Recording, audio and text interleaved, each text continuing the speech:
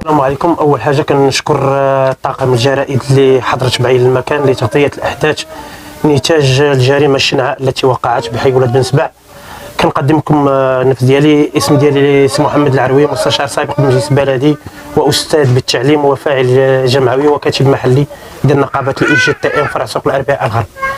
المهم، هذه الجريمه كسرت الهدوء والصمت التي كانت تعرفه المدينه. إذا استفاقت مدينة سوق الأربعاء الغرب على هول الصدمة نتاج يعني ظهور طفل صغير ميت بمحيط حي ولاد بن سبع، وهو اللي جعل يعني الدوائر الأمنية بمدينة سوق الأربعاء تتأهب يعني وفي واحد السرعة قياسية، يعني كيتم فك اللغز ديال هذه الجريمة الشنعاء التي وقعت بالحي.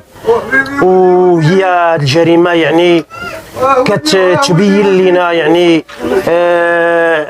ظلم ذوي القربى، لا بغينا نقولوا. يعني هذه الجريمه ليست يعني هي خارجه لا بغينا نقولوا كما هو معتاد في الجرائم اللي تكون يعني من بعيد. اليوم هذه الجريمه هذه هي جريمه من ذوي القربى، وبالتالي يعني كما كنشوفوا كتبين لنا الحجم يعني اللي وصلنا ليه نتاج يعني التفكك الاسري، ونتاج يعني واحد المجموعه من الاشياء والبعد عن القيم والاخلاق هي اللي طيحتنا في هذه المسائل هذه. اليوم حنا امام هذه الظاهره هذه اللي كنتمناو من الله سبحانه وتعالى انه يعني تكون افاق مستقبليه في التوعيه، في توعيه الشباب ديالنا، في التوعيه من خلال يعني المجتمع المدني، من خلال الجمعيات ديالنا اللي على الاقل خصها توعي الناس وخصها يعني تحد من الخطوره ديال الاجرام اللي كاين في المجتمع ديالنا. واليوم كما كنشوفوا السي عبد الاله هو رجل طيب ورجل متواضع دائما مع السكينه وكل شيء كيعرفوا بالتواضع ديالو.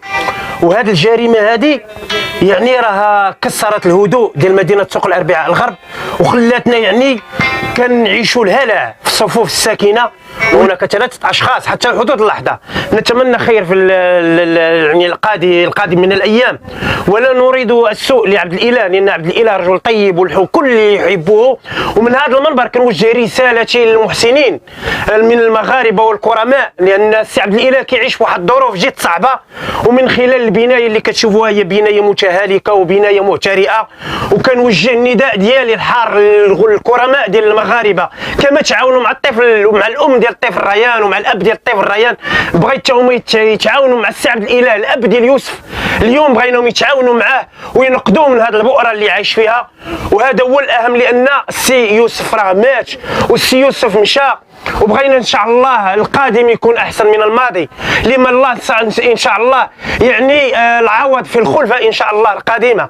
وبغينا السي عبد الاله هو كذلك تنقذ من هذه البيئه اللي عايش فيها، وبغينا ان شاء الله يكون خير في القادم من الايام. وكنشكروا الجيران ديالو كذلك اللي يعني حزنوا معاه حتى هما كذلك، وكنشكروا الجريده اللي كلفت نفسها عناء السفر والقدوم الى مدينه سوق الاربعاء الغرب، هذه المدينه يعني الجميله والمدينه اللي بغينا نقولوا الهادئه والساكنه، لان ما عندناش نوع من هذه الجرائم ديال قتل الاطفال الصغار حتى اليوم اللي كنتفاجئوا بهذه يعني هذه الجريمه هذه. وكنتمنوا خير لهذه المدينه. وكما لا يفوتني ان اشكر رجال الامن، لانني عن قرب كنشوف كنلتمس منهم الخدمه ديالهم، وهذا اللي كيبين عليهم في ظرف وجيز وسرعه قياسيه انهم تمكنوا من القبض على الجاني. والسلام عليكم ورحمه الله تعالى وبركاته. ياسين هرهور، رئيس جمعيه الغرب للمراه والطفل سوق الاربعاء الغرب.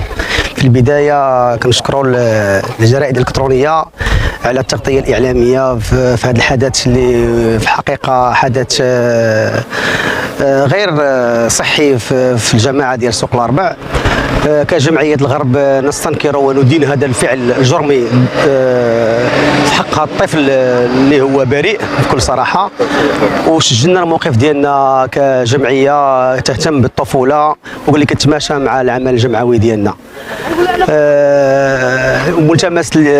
الملتمس للجمعيه هو ان الجهات المسؤوله تخرج ببلاغ تنور الراي المحلي حول هذه القضيه وفي وصلات وشكون وكيفاش؟ لان الراي المحلي كاين مجموعه من الاشاعات ومجموعه من الكلام قتل دار.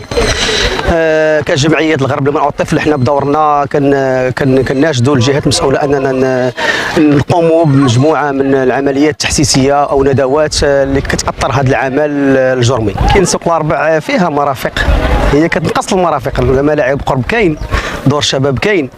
الحقيقه هو التضييق على العمل الجمعوي. انا كفاعل جمعوي اللي نقدر نقول لكم هو ان هناك تضييق على العمل الجمعوي. هناك جمعيات اللي هما صافي حطوا يديهم، ما بقاوش باغيين يديروا انشطه لان ما كاينش جهات اللي تقدر تساعدهم واللي تدعمهم. اما المرافق دور شباب،